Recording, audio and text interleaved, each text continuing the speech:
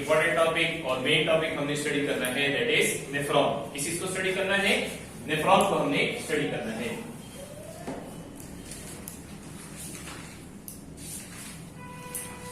Nephron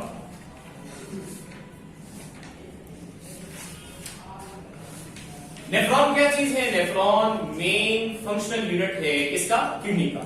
nephron is the main functional unit of kidney, जिसका काम क्या है? जिसका काम फिल्ट्रेशन भी है और उसका काम ऑस्मो रेगुलेशन भी है। ठीक है, nephron is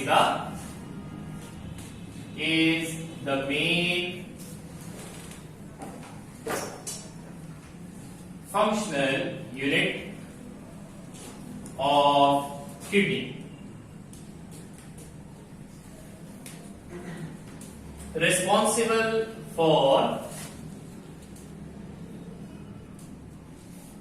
filtration and osmo regulation। इसका जो काम है वो फिल्ट्रेशन है और ऑस्मो रेगुलेशन है। ठीक है, नेफ्रॉन के कितने पार्ट्स हैं? तो नेफ्रॉन को हम दो पार्ट्स में डिवाइड करते हैं। नेफ्रॉन को हम कितने पार्ट्स में डिवाइड करते हैं? दो पार्ट्स में डिवाइड करते हैं। Nephron is divided into number 1 renal corpuscle और दूसरा जो है दैट इज रीनल ट्यूब्यूल। दूसरा क्या है? Renal tubule. रीनल कॉर्पसल जो है ये फिर बना होता है किस चीज से? रीनल कॉर्पसल दो चीजों से बना हुआ है। दो चीजों से बना हुआ है। एक इसके अंदर क्या है?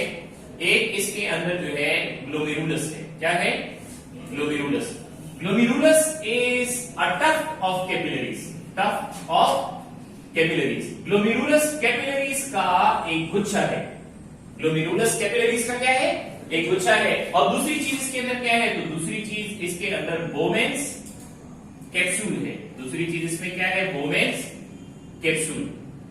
तो बोमेंस कैप्सूल क्या है? बोमेंस कैप्सूल जो है is a C shaped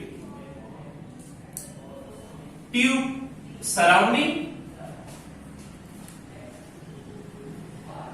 glomerulus.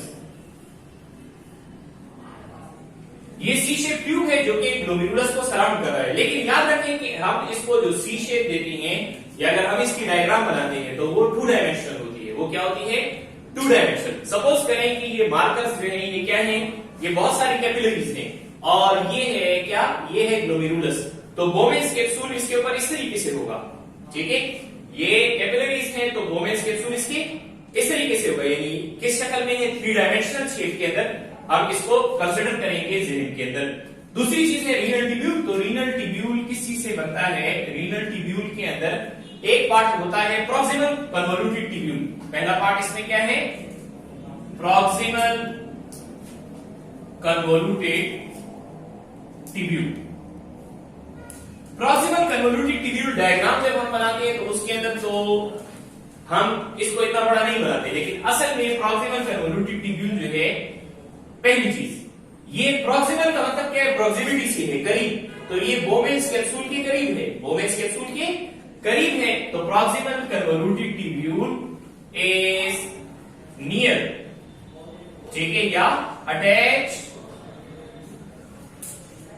To बोमेंस capsule. ये किसके साथ जुड़ा हुआ है? Bowman's capsule. और ये नेफ्रॉन का क्या है? लॉन्गेस्ट पार्ट ऑफ नेफ्रॉन है। क्या है? Longest part of nephron.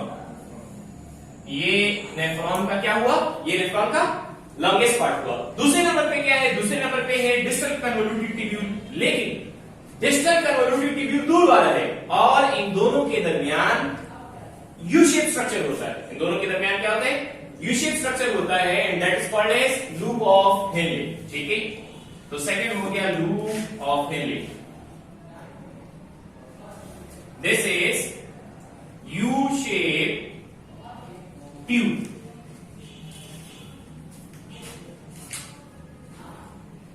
Surrounded by capillaries. Surrounded by capillaries. Capillaries जो है उन्होंने इसको क्या किया हुआ है? कैपिलरीज ने इसको सराउंड किया हुआ है। थर्ड तीसरे नंबर पे क्या है? तीसरे नंबर के अंदर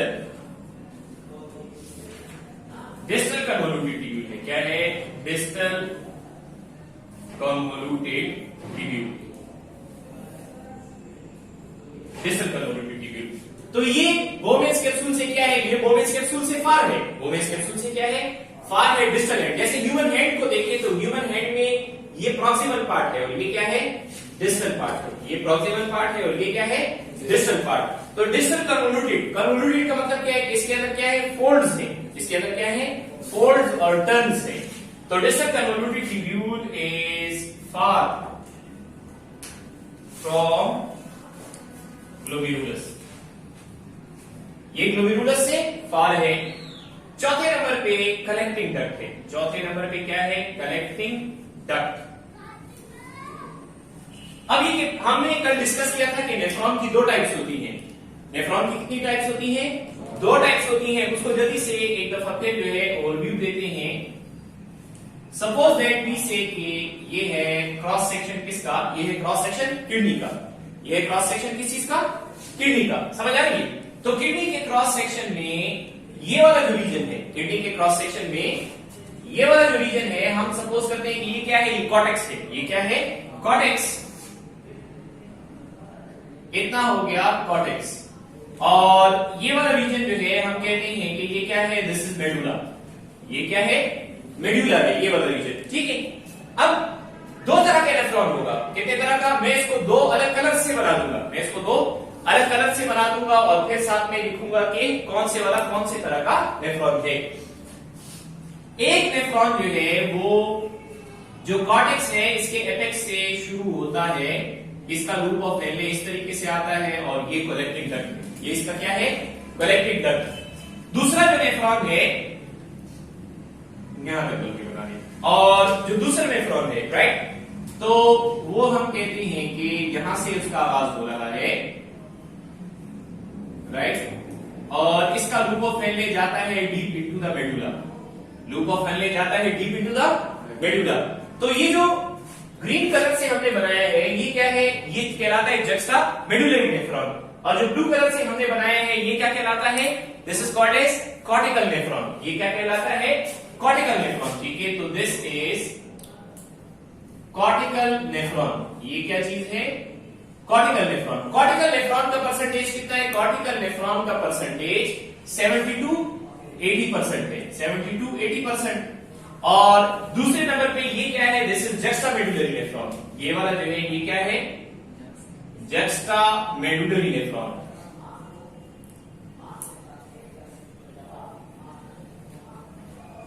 तो इसका जो परसेंटेज है दैट इज 20-30%। अब दोनों में फर्क क्या है? तो दोनों में फर्क जल्दी से रिकॉल कर लेते हैं। देखिए कॉर्टिकल नेफ्रॉन का ज्यादातर हिस्सा कॉर्टेक्स में है, जक्स्टामेडुलरी का लूप ऑफ वेले, ठीक है, या ज्यादातर हिस्सा हम कहेंगे किसके अंदर है? मेडुला के अंदर है। कॉर्टिकल नेफ्रॉन जो है इसका काम ऑस्मोरेगुलेशन है, लेकिन मेन काम इसका क्या है? फिल्ट्रेशन है।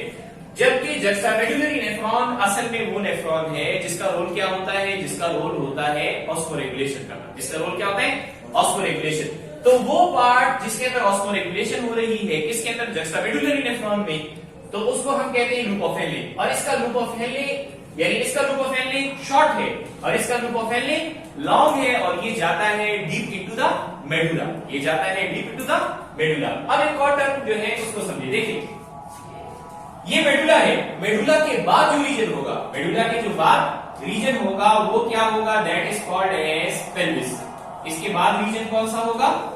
रीनल पेल्विस होगा। Renal pelvis.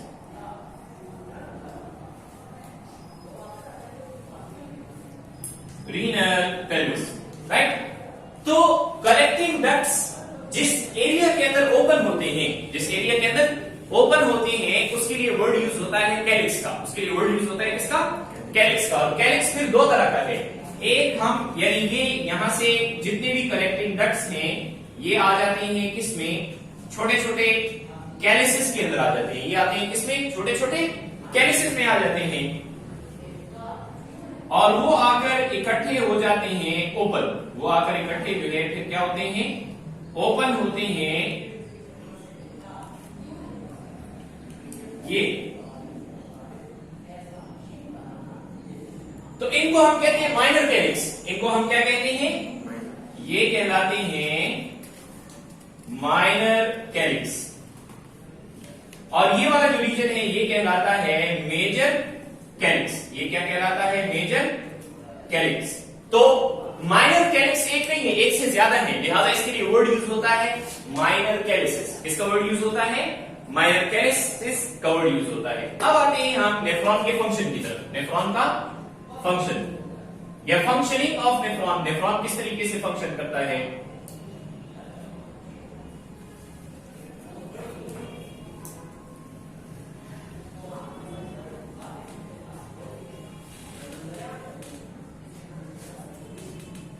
तो नेफ्रॉन के पार्ट्स को ध्यान में रखें। किसको ध्यान में रखें? नेफ्रॉन के पार्ट्स को अगर ध्यान में रखें तो पहला पार्ट हम कहते हैं कि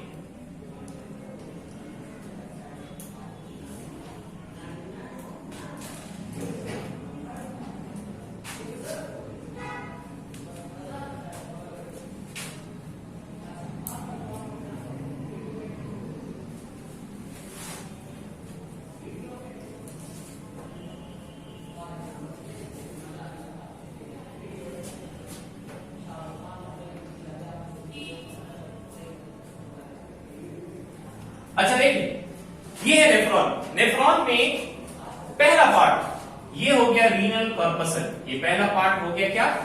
this is renal corpuscle. Renal corpuscle. Renal corpuscle में क्या है? हमने पीछे स्टडी कर लिया। इसमें ये बोमेन्स कैप्सूल है, और बोमेन्स कैप्सूल के साथ क्या है? बोमेन्स कैप्सूल के साथ ग्लोमेरुलस है। क्या है? This is glomerulus.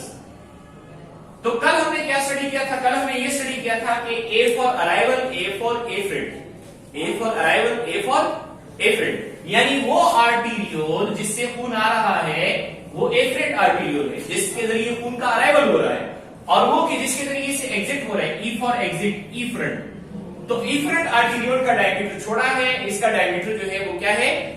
मोटा है। इसका डायमीटर क्या है? छोटा है, और इसका डायमीटर बड़ा है। तो ये क्या करता है? ये प्रेशर डेवलप करता है। ये क्या डेवलप करता है? प्रेशर। उस प्रेशर की वजह से क्या होगा? अल्ट्रा फिल्ट्रेशन होगी।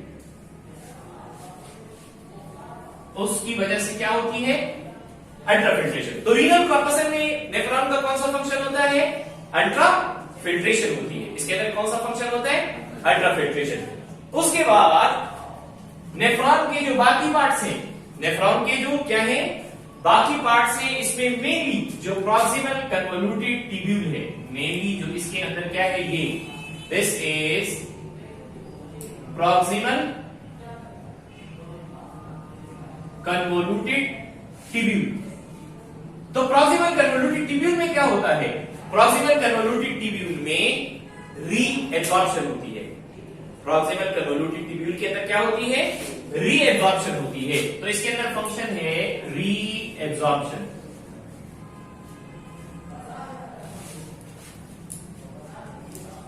अच्छा, इसके बाद लूप ऑफ हेनले है। इसके बाद क्या चीज है? Loop of Henley. Loop of Henley में क्या होता है? लूप ऑफ हेनले में मेनली होती है osmoregulation. This is loop of Henley, और इसमें होती है क्या? मेनली ऑस्मो रेगुलेशन होती है। तो बुक की जो हेडिंग्स है वो क्या है? बुक की हेडिंग्स है अल्ट्रा फिल्ट्रेशन, सेलेक्टिव रीअब्सॉर्प्शन, और तीसरी चीज है ट्यूबुलर सिक्रीशन। तीसरी चीज क्या है? Tubular secretion. समझ आ रही है? अच्छा, तो अब ये कि यहां पर आ गया डिस्टल कन्वोल्यूटेड ट्यूब्यूल। यहां पर क्या आ गया? ये है डिस्टल कन्वोल्यूटेड ट्यूब्यूल, और डिस्टल कन्वोल्यूटेड ट्यूब्यूल के साथ क्या है? कलेक्टिंग डक्ट है।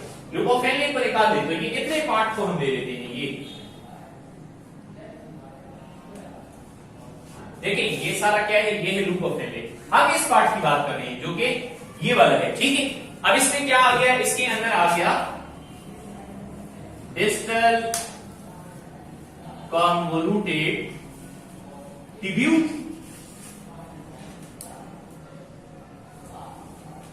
ये हो गया, और ये क्या है? This is collecting duct. ये क्या है? Collecting duct. तो इन दोनों के अंदर क्या होता है? इन दोनों में होती है ट्यूबुलर सिक्रीशन। इन दोनों के अंदर क्या होती है? tubular secretion occurs here. Tubular secretion occurs here. अब इसमें आपने एक बुनियादी पॉइंट जो है उसको समझना है। देखिए, अल्ट्राफिल्ट्रेशन में खून से प्लाज्मा और प्लाज्मा के कंटेंट्स, खून से प्लाज्मा और प्लाज्मा के कंटेंट्स किस में चले जाएंगे? बोमेन कैप्सूल में चले जाएंगे। अल्ट्राफिल्ट्रेशन में प्लाज्मा और प्लाज्मा के कंटेंट्स किस में चले जाएंगे? बोमेन कैप्सूल में चले जाएंगे। अच्छा, इन सब के बाहर proximal convoluted tubule, loop of Henle, distal convoluted tubule, इन सब के बाहर क्या होता है? तो इन सब के बाहर होते हैं पेरीट्यूबुलर कैपिलरीज होती हैं। इन सब के बाहर क्या होती हैं? पेरीट्यूबुलर कैपिलरीज होती हैं। समझ आ रही है? तो अब ये कि यहां पर भी पेरीट्यूबुलर कैपिलरी मौजूद होगी, तो रीअब्जॉर्प्शन में क्या होगा? प्लाज्मा और प्लाज्मा के वो कंटेंट्स जो यूजफुल हैं, प्लाज्मा और प्लाज्मा के वो कंटेंट्स जो क्या है? यूजफुल, जैसे ग्लूकोज, जैसे विटामिन्स, जैसे हार्मोन्स, जैसे कुछ अमाइनो एसिड्स, जैसे कुछ आइंस, तो वो यहां पर उसकी रीअब्जॉर्प्शन होगी। अब और से इसको दोबारा सुने। देखिए, अल्ट्राफिल्ट्रेशन जब हम कहते हैं तो ये है कि ब्लड में से चीजें जा रही हैं इनटू बोमेन्स कैप्सूल। अल्ट्राफिल्ट्रेशन का मतलब क्या है? ब्लड में से चीजें जा रही हैं किसमें? ब्लड में से चीजें जा रही हैं इनटू बोमेन्स कैप्सूल। रीअब्जॉर्प्शन का मतलब ये है कि बोमेन कैप्सूल से जो चीजें कलेक्ट हुई थी और वो आ गई किसमें? वो आ गई प्रॉक्सिमल कन्वोल्यूटेड ट्यूब्यूल में। तो अब यहां से चीजें जाएंगी बाहर किसमें? वापस ब्लड में जाएंगी। यहां से चीजें वापस किसके अंदर चली जाएंगी? वापस जो है वो ब्लड कैपिलरीज में चली जाएंगी। वापस किसके अंदर आ जाएंगी? ब्लड कैपिलरीज में आ जाएंगी। लूप ऑफ हेनले में ऑस्मो रेगुलेशन होगी। लूप ऑफ हेनले में क्या होगी? Osmo regulation. अभी दूसरी डायग्राम बनाते हैं तो उसके जरिए से ये सारे फंक्शंस दोबारा से हम समझेंगे, लेकिन यहां पर ओवरव्यू दे रहा हूं और इसको कि कहां से कौन सी चीज किधर जा रही है।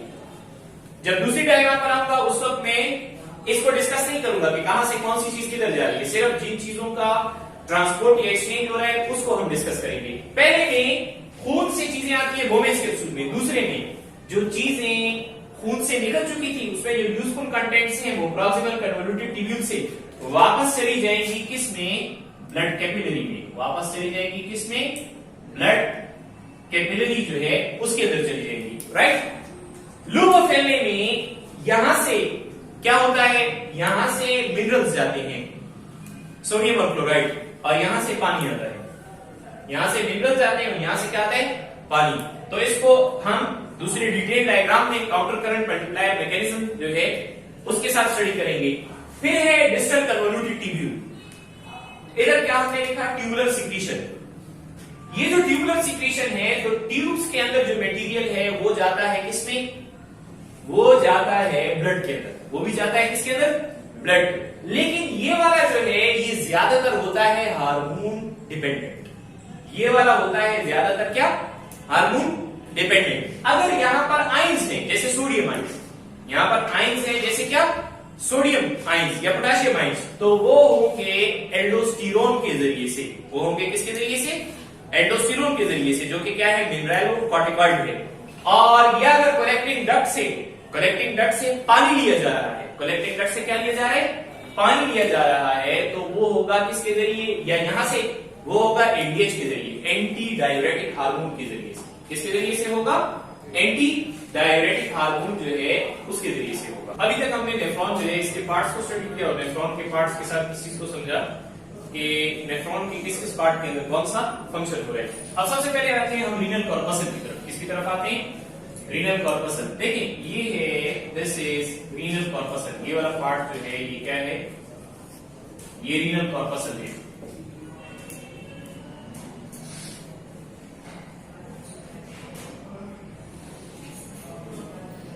Renal corpuscle. देखिए रीनल कॉर्पसल के अंदर ब्लड कैपिलरी है। रीनल कॉर्पसल में क्या चीज है? Blood capillaries. हम इतने से पोर्शन जो है इसको बड़ा करके देखेंगे। इतने से पोर्शन जो है इसको क्या करके देखेंगे? बड़ा करके देखेंगे। और वी विल ऑब्जर्व कि यहां पर फिल्ट्रेशन का प्रोसेस किस तरीके से हो रहा है, यहां पर फिल्ट्रेशन का प्रोसेस किस तरीके से हो रहा है। देखिए इसमें एक तरफ है ब्लड कैपिलरी, एक तरफ क्या चीज है, ब्लड कैपिलरी है। So suppose that we say that this is blood capillary, ये है ब्लड कैपिलरी। ब्लड कैपिलरी के अंदर क्या ट्रेवल कर रहे हैं, ब्लड ट्रेवल कर रहा है, जाहिर बात है। ब्लड कैपिलरी में ये वाली जो लेयर है इसको हम कह रहे हैं कैपिलरी एंडोथेलियम। ये क्या चीज है, कैपिलरी एंडोथेलियम, ठीक है। कैपिलरी एंडोथेलियम के नीचे क्या है, कैपिलरी एंडोथेलियम के नीचे एक बेसमेंट मेम्ब्रेन है। इसके नीचे क्या है, एक बेसमेंट मेम्ब्रेन है, बेसमेंट मेम्ब्रेन है इसके नीचे। और बेसमेंट मेम्ब्रेन के नीचे क्या है, तो बेसमेंट मेम्ब्रेन के नीचे बोमेन्स कैप्सूल है। उसके नीचे क्या है, बोमेन्स कैप्सूल।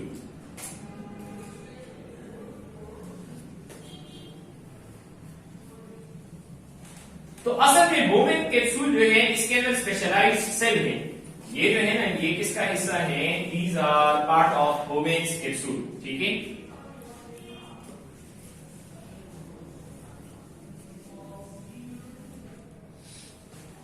ये है Bowman's capsule.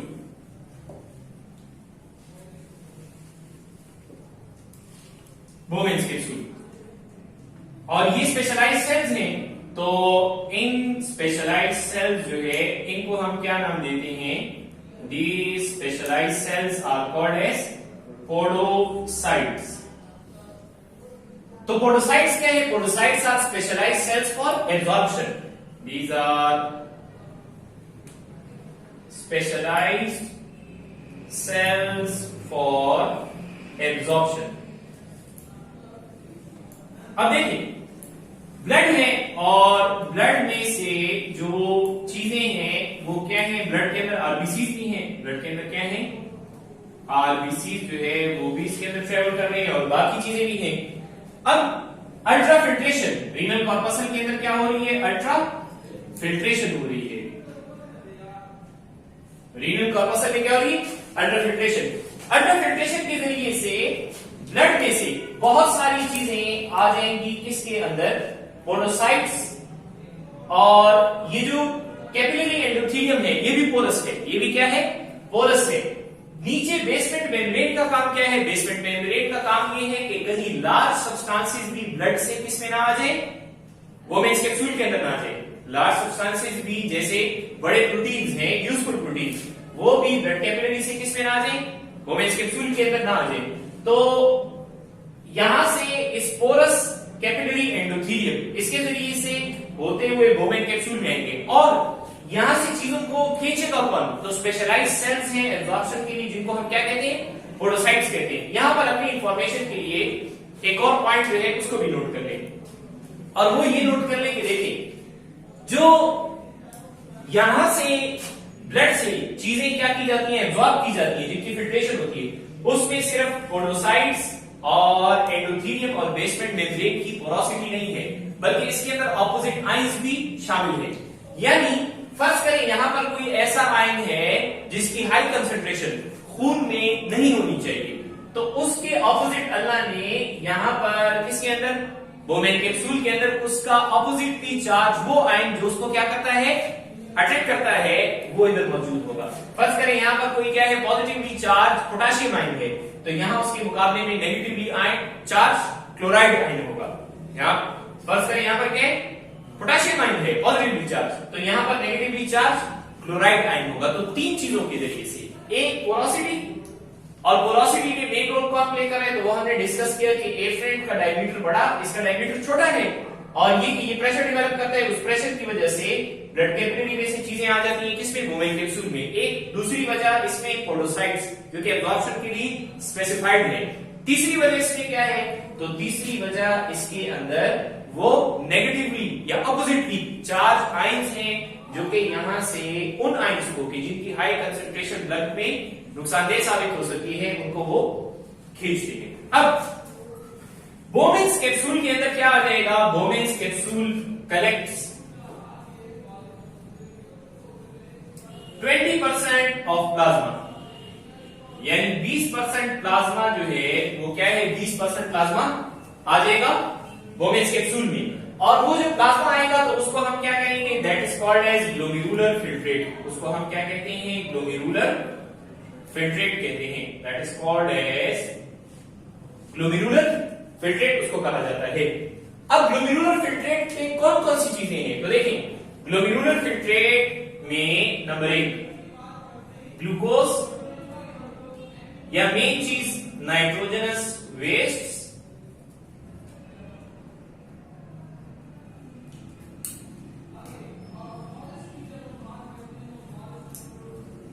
vitamins, amino acids,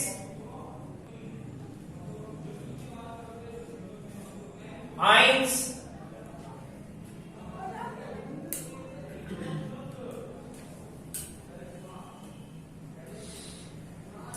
electrolytes, hormones। अब इसमें कुछ आयंस, इसके अंदर क्या सिर्फ कुछ आयंस और नाइट्रोजनस वेस्ट, इसको बॉडी से ब्लड से फिल्टर होकर रिमूव होना चाहिए। लेकिन बाकी जितने भी चीजें हैं वो क्या है? यूजफुल हैं। बाकी जितनी भी चीजें हैं वो क्या है? यूजफुल हैं। तो अब उसके साथ क्या होता है? ये पार्ट क्या है? इससे पहले हमने स्टडी किया that this part is called as proximal convoluted tubule. इसको हम क्या कहते हैं? प्रॉक्सिमल कन्वोल्यूटेड ट्यूब्यूल कहते हैं।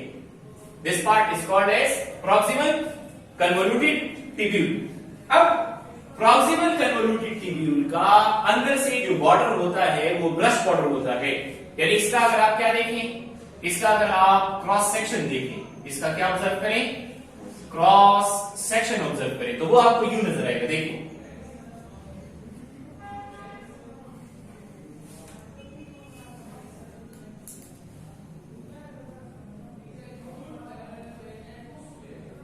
यू इस तरीके से नजर आएगा। तो अब ये क्या चीजें हैं?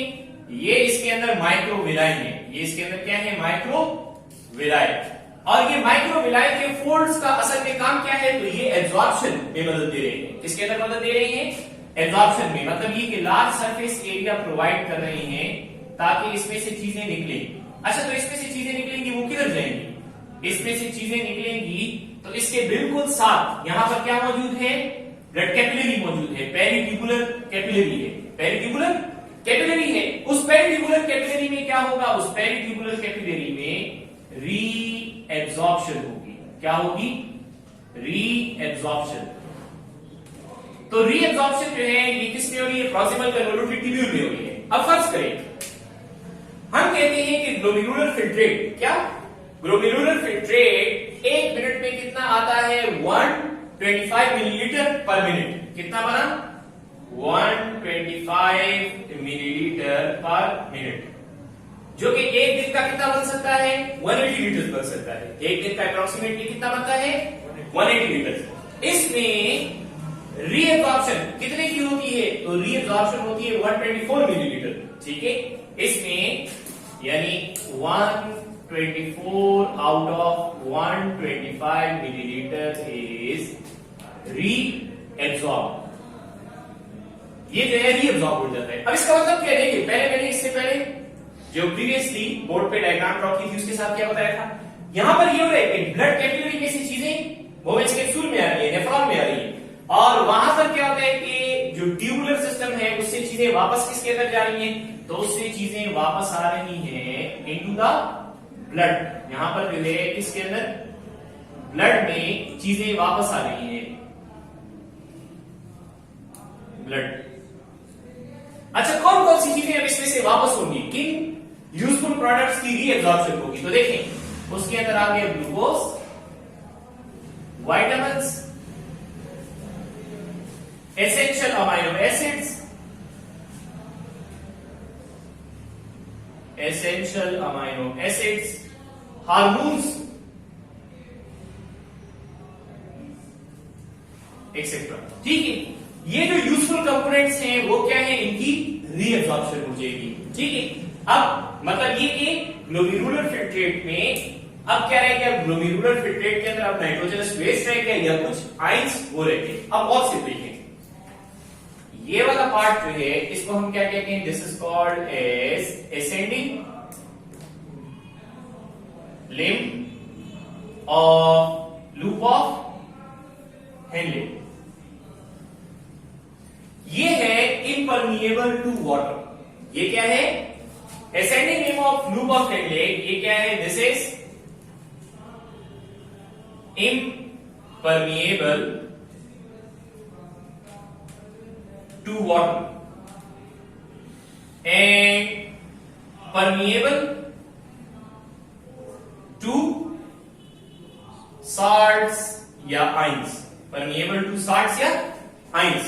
ठीक है, अब देखिए ब्लड यहां से जाता है तो ब्लड इस तरीके से ट्रेवल करेगा, यानी यहां से ये इफरेंट आर्टेरियोल होता हुआ पेरिफेरल ट्यूबुलर कैपिलरीज बनाता है और वहां से ब्लड होता हुआ यहां से आएगा, ब्लड होता हुआ यहां से यूं आ रहा है। तो अब इधर इस पॉइंट पर क्या होगा, इस पॉइंट पर होगा ये कि चूंकि ascending limb impermeable to water है, मतलब इसमें से पानी नहीं निकल सकता, लेकिन इसमें से सॉल्ट्स निकल सकते हैं। तो होता ये है कि यहां से सॉल्ट्स ब्लड के अंदर आ जाते हैं।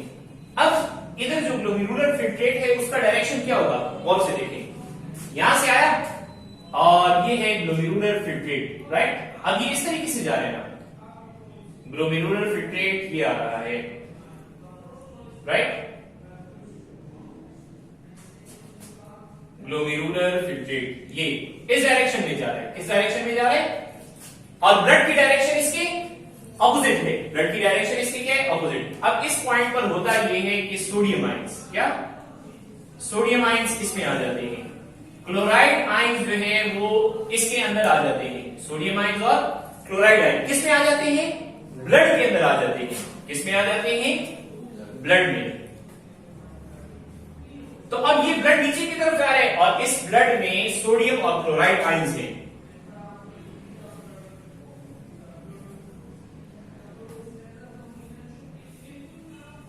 इनसे होता क्या है, इसकी वजह से ब्लड का सॉल्यूट पोटेंशियल थोड़ा सा बढ़ जाता है, ठीक है ना। These ions cause increase in solute potential of blood. अब ये ब्लड किधर जाएगा, ये ब्लड यहां से होता हुआ, देखिए गौर से देखिए, ये ब्लड इधर इस डायरेक्शन में आ रहा है, ठीक है ना, ब्लड इस तरफ आ रहा है। हमने कहा असेंडिंग लिम्ब, ये इम्परमिएबल टू वाटर है, और जो डिसेंडिंग लिम्ब है, जो क्या है, डिसेंडिंग लिम्ब है, so this is impermeable to salts. ये क्या है, इम्परमिएबल टू सॉल्ट्स। अब यहां पर आए क्या, यहां पर ब्लड के अंदर मौजूद हैं, वहां से जो आ रहे हैं सोडियम आयंस मौजूद है, क्लोराइड आयंस मौजूद हैं। इन सोडियम और क्लोराइड आयंस की वजह से ग्लोमेरुलर फिल्ट्रेट के मुकाबले में, किसके मुकाबले में, ग्लोमेरुलर फिल्ट्रेट के मुकाबले में ये जो ब्लड है इसका सॉल्यूट पोटेंशियल हाई है। इसका मतलब इसका सॉल्यूट पोटेंशियल हाई है तो वाटर पोटेंशियल लो है, इसका सॉल्यूट पोटेंशियल हाई और इसका वाटर पोटेंशियल लो। इसके मुकाबले में जो ग्लोमेरुलर फिल्ट्रेट इधर से ट्रेवल कर रहा है, तो इस फिल्ट्रेट का, ग्लोमेरुलर फिल्ट्रेट का जो सॉल्यूट पोटेंशियल है वो क्या है, लो, और इसका जो वाटर पोटेंशियल है वो क्या है, हाई है। तो पानी क्या करेगा, हाई पोटेंशियल वाले रीजन से लो पोटेंशियल वाले में जाएगा, तो यहां से वाटर आएगा किसमें, ब्लड में।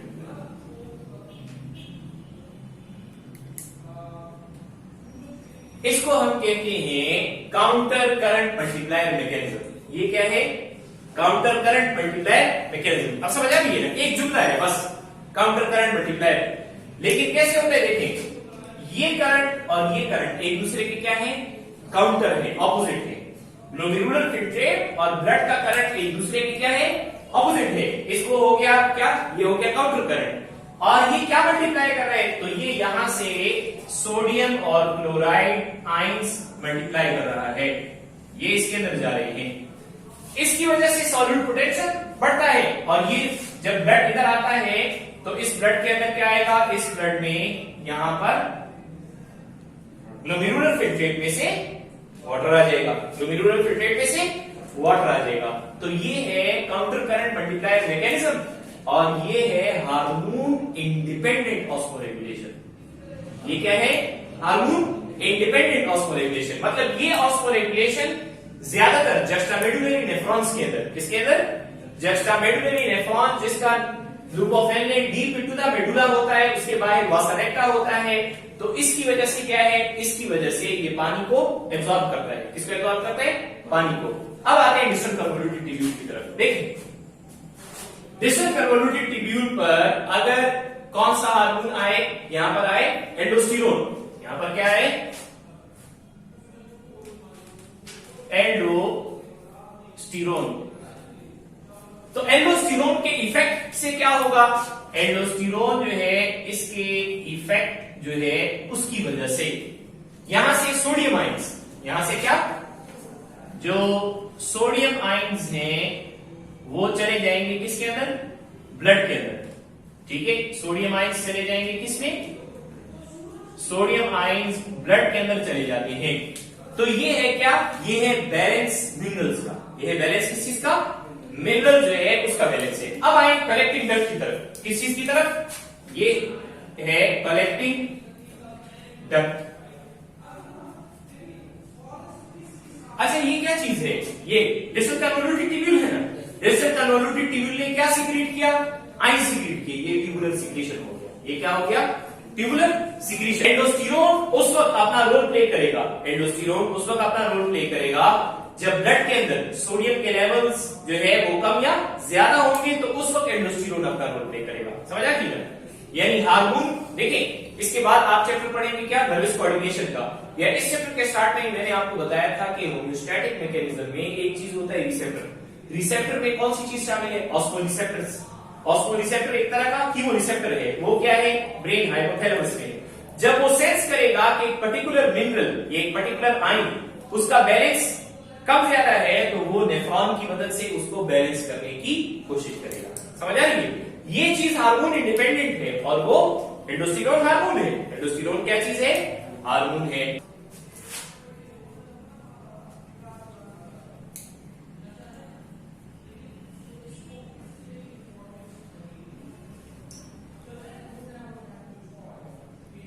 ये तो अगर तो इतनी फिल्ट्रेशन के बाद भी, इतनी फिल्ट्रेशन जो है उसके बाद भी क्या है, उसके बाद भी अगर ब्लड में कोई पॉइजन, कोई टॉक्सिन, कोई फॉरेन ऑर्गेनिक आयन, ऐसा ऑर्गेनिक आयन जो कि बॉडी के लिए क्या है, फॉरेन है, वो रह क्या है, तो वो भी आ जाता है किसके अंदर, वो भी आ जाता है कलेक्टिंग डक्ट के अंदर।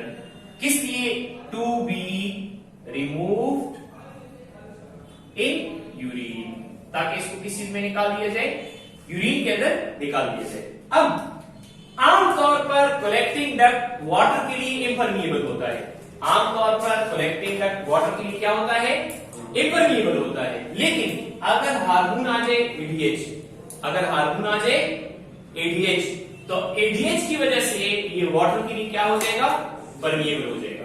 एडीएच की वजह से वाटर के लिए क्या हो जाएगा, परमिएबल। तो किस सूरत के अंदर होगा, वो सूरत में होगा कि जब कलेक्टिंग डक्ट में यूरिन डाइल्यूट है, कलेक्टिंग डक्ट में यूरिन डाइल्यूट है, और हमें तो जिस्म में पानी की जरूरत है, हमें जिस्म में किस चीज की जरूरत है, पानी की जरूरत है। तो उस सूरत में ये कलेक्टिंग डक्ट क्या हो जाएगा, कलेक्टिंग डक्ट बिकम्स परमिएबल। तो हम लिखते हैं कलेक्टिंग डक्ट, ये क्या है, is impermeable to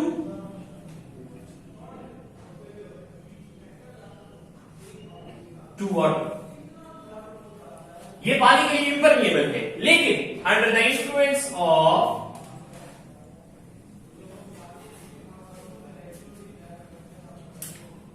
ADH, anti diuretic hormone, it becomes permeable to water, or hence water is conserved in body. पानी जो है वो बॉडी में क्या होगा, कंजर्व होगा। लेकिन एडीएच का टारगेट सिर्फ कलेक्टिंग डक्ट नहीं होता, कलेक्टिंग डक्ट के साथ एडीएच का टारगेट क्या होता है, ADH anti diuretic hormone also influences the distal convoluted tubule। इसका जो इंपैक्ट है वो डिस्टल कन्वोल्यूटेड ट्यूब्यूल के ऊपर भी है। इसका जो इंपैक्ट है वो किसके ऊपर होता है, डिस्टल कन्वोल्यूटेड ट्यूब्यूल के ऊपर भी होता है। अब दोबारा से इसको जरा रिव्यू करते हैं। देखिए वो क्या है, ये वाला पार्ट यहां तक रीनल कॉर्पसन, ये सारे का सारा रीनल ट्यूब्यूल। रीनल कॉर्पसन में क्या होता है, तो रीनल कॉर्पसन के अंदर ये ग्लोमेरुलस है। ये क्या चीज है, दिस इज ग्लोमेरुलस। ग्लोमेरुलस में ब्लड कैपिलरीज हैं, उन ब्लड कैपिलरीज से प्लाज्मा और प्लाज्मा के साथ दीगर कंटेंट्स किस में आ जाते हैं, मोमेंट्स कैप्सूल में आ जाते हैं। उसमें यूजफुल कंपोनेंट्स भी हैं, वो यूजफुल कंपोनेंट्स उनकी रीएब्जॉर्प्शन हो जाती है। उनकी क्या हो जाती है, रीएब्जॉर्प्शन। और ये रीएब्जॉर्प्शन कहां पर होती है, प्रॉक्सिमल कन्वोल्यूटेड ट्यूब्यूल। कैसे होती है कि जो प्रॉक्सिमल कन्वोल्यूटेड ट्यूब्यूल है इसके अंदर ब्रश बॉर्डर या माइक्रोविलाई, माइक्रोविलाई या क्या चीज है, ब्रश बॉर्डर है। तो इस ब्रश बॉर्डर या माइक्रोविलाई की वजह से रीएब्जॉर्प्शन होती है और यूजफुल कंपोनेंट्स ब्लड के अंदर रह जाते हैं। फिर यहां पर क्या है, यहां पर ये कि ब्लड का करंट और ग्लोमेरुलर फिल्ट्रेट का करंट एक दूसरे के ऑपोजिट है, काउंटर है। इसकी वजह से मल्टीप्लिकेशन होती है, यानी सोडियम आयंस आते हैं किसमें, ब्लड के अंदर, और क्लोराइड आयन। इनकी वजह से ब्लड का सॉल्यूट पोटेंशियल बढ़ जाता है। चूंकि descending wave this is impermeable to क्या, salts, and permeable to water, and permeable to water. तो यहां से पानी जा सकता है, सॉल्ट्स नहीं जा सकते। यहां का हाई सॉल्यूट पोटेंशियल और लो वाटर पोटेंशियल, और इसका लो सॉल्यूट पोटेंशियल और हाई वाटर पोटेंशियल की वजह से ग्लोमेरुलर फिल्ट्रेट में से पानी जाता है किसमें, पानी जाता है ब्लड के अंदर। ये हो गई हार्मोन इंडिपेंडेंट ऑस्मोरेगुलेशन। और यहां पर कलेक्टिंग डक्ट के अंदर और डिस्टल कन्वोल्यूटेड ट्यूब्यूल के अंदर होगी हार्मोन डिपेंडेंट ऑस्मोरेगुलेशन, जो कि किसकी मदद से होगी, एंटी डाययूरेटिक हार्मोन। और अगर सोडियम आयंस की कमी है तो उस सूरत में एंडोस्टेरोन रिलीज होगा, और एंडोस्टेरोन की वजह से डिस्टल कन्वोल्यूटेड ट्यूब्यूल पंप करता है किसको, सोडियम आयंस को टुवर्ड्स व्हाट, सोडियम आयंस को ब्लड की तरफ पंप कर देता है। तो this is nephron, stay tuned and connected. इंशाल्लाह इसके बाद जो आने वाले चैप्टर्स हैं उसमें मसल कंट्रैक्शन, नर्व इंपल्स के टॉपिक्स जो है उसकी वीडियोस भी हम अपलोड करेंगे। मूंग से लफ्ज यूज करे देखा ना, रीअब्जॉर्प्शन। हां वो लोग मूंग सभी दिन पहले शुरू मूंग से एब्जॉर्प्शन ही नहीं दिखा ना, रीअब्जॉर्प्शन मतलब दोबारा एब्जॉर्ब किया जाता ना। तो से मूंग से मतलब स्टार्टिंग की से एब्जॉर्प्शन में मूंग द रीअब्जॉर्प्शन वाला यूज करे। देखें यहां पे हमने क्या कहा, ये क्या लिखा है, स्पेशलाइज्ड सेल्स फॉर एब्जॉर्प्शन। ये ब्लड से एब्जॉर्प्शन कर रही है, ब्लड से क्या कर रहे हैं, एब्जॉर्प्शन। तो जो ब्लड से एब्जॉर्प्शन हुई है ग्लोमेरुलर फिल्ट्रेट में, हाँ, that is reabsorbed back to the blood. ये फिल्ट्रेट दोबारा फिर एब्जॉर्ब। हाँ, तो फिल्ट्रेट में से कौन सी चीज है, यूजफुल कंटेंट। मिसाल के तौर पे मैंने यहां पर क्या नहीं लिखा, आयंस मैंने नहीं लिखा, और मैंने नाइट्रोजनस बेस इसके अंदर नहीं लिखा। नाइट्रोजनस बेस और कुछ आयंस जिनको रिमूव करना है वो ब्लड में रह जाएंगे। ग्लूकोज यूजफुल है, विटामिन यूजफुल है, essential amino acid hormone useful है, तो वो क्या हो जाएंगे, वापस किस में आ जाएंगे, ब्लड के अंदर आ जाएंगे। वो वापस किस में आ जाएंगे, ब्लड के अंदर आ जाएंगे। और सर जी दूसरा है कि ये जो ग्लोमेरुलस जो है ना, यहाँ से सर जी प्रेशर की वजह से जो मतलब वो यूजफुल चीज या जो भी थे ना वो अंदर आ गई। अब इसके बाद जो ये और ट्रेवल कर रहे हैं, तो ये प्रेशर की वजह से नहीं, ये खुद ही ट्रेवल कर रहे हैं, मतलब ये वहां से तो प्रेशर के जरिए आया है। यस, तो जो ट्रेवल अब कर रहे हैं, जो बाकी ट्रेवल कर रहा है, तो वो उसमें मेन चीज जो कि ट्रेवल में है वो उसका वाटर पोटेंशियल है। उसका क्या है, वाटर पोटेंशियल है। समझ आ रही है, मिसाल के तौर पे जब ये यहां तक पहुंचेगा तो इसका वाटर पोटेंशियल हाई होगा और इस जगह पर कम होगा, तो ये नीचे की तरफ जाएगा। अच्छा भाई आपने ये सवाल पूछा, देखिए ऐसे नहीं होता कि ग्लोमेरुलस बिल्कुल जो बोवेन कैप्सूल है वो बिल्कुल क्या हो, खाली हो, यानी वो बिल्कुल एम्प्टी है, सूखा हुआ है, ऐसे नहीं होता। उसमें कुछ ना कुछ फ्लूइड पहले से मौजूद होते हैं। जो मैंने कहा ना कि 3 चीजों के जरिए से फिल्ट्रेशन हो रही है। एक चीज इसमें क्या है, मेम्ब्रेन पोरोसिटी, दूसरी चीज इसमें पोरोसाइट है, और तीसरी चीज इसमें क्या है कि ऑपोजिटली चार्ज आयंस मौजूद होंगे किसमें, बोवेन्स कैप्सूल के अंदर। तो वो आयन यानी गैसियस स्टेट में नहीं होंगे, वो किसी लिक्विड में होते हैं। तो मतलब ये कि ये जो बाकी ट्रेवल कर रहा है वो डिपेंड कर रहा है किस पर, उसके वाटर पोटेंशियल पर ट्रेवल करता है। लेकिन नेफ्रॉन तो बहुत छोटा सा स्ट्रक्चर है, मतलब एक किडनी जो है उसका वेट 150 ग्राम है, और 150 ग्राम में 1 मिलियन नेफ्रॉन्स हैं। तो वाटर पोटेंशियल, लेकिन वो वाटर पोटेंशियल किसकी वजह से डेवलप हुआ, वो ब्लड के प्रेशर की वजह से डेवलप हुआ है। और सर जो H2O हमारे सामने जो है ना, ये ल्यूकोफेनी से ब्लड कैपिलरीज की तरफ डिफ्यूजन के प्रोसेस से जाएगा। देखें, एक उसूल याद रखिए, जहां मेम्ब्रेन नहीं है वहां पर मेम्ब्रेन नहीं है, वहां पर डिफ्यूजन, जहां मेम्ब्रेन है वहां पर ऑस्मोसिस। ठीक है, अल्लाह करे आप मेडिकल कॉलेज में जाएं तो प्लाज्मा मेम्ब्रेन में जैसे हम कहते हैं ना कैरियर और चैनल प्रोटीन्स है, नेफ्रॉन में 20 different type of gates. Nephron, एक इस नेफ्रॉन में 20 मुख्तलिफ किस्म के गेट्स हैं, पानी के लिए अलग, सोडियम के लिए अलग, क्लोराइड जो पोटेशियम है उसके लिए अलग, इस तरह ये जो चीजें पॉइजन, टॉक्सिन्स, फॉरेन ऑर्गेनिक, 20 मुख्तलिफ किस्म के गेट्स हैं जिसके जरिए से इन चीजों की ट्रांसपोर्ट होती है। सही।